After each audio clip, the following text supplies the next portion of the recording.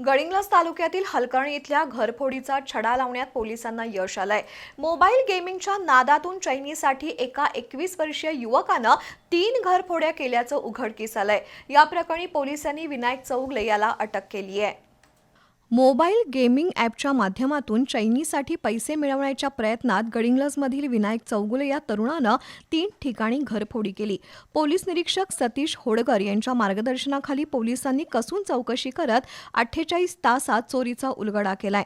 चोरी प्रकरणी विनायक चौगुलेला अटक केली असून त्याच्याकडून सुमारे 2.5 लाख रुपये किमतीचा मुद्देमाल हस्तगत करण्यात आलाय। चोरीतील सोन्याचे दागिने आणि रोख रक्कम जप्त करण्यात आली आहे। हलकर्णी गावामध्ये 3 ठिकाणी घरफोडी झाली अशी खबर प्राप्त झालेली आहे। त्याप्रमाणे 336/2026 कलम 331(3) आणि 334 प्रमाणे गडिंग्लज पोलीस स्टेशनला गुन्हा दाखल करण्यात आला। त्या गुन्ह्याचा तपास पोलीस सब इन्स्पेक्टर मोरे करत होते। गुन्हे नावाचा इसमाला ताब्यात घेतला आणि त्याच्याकडे चौकशी केली असता सदरचा गुन्हा केल्याचं त्यांनी निष्पन्न झालं।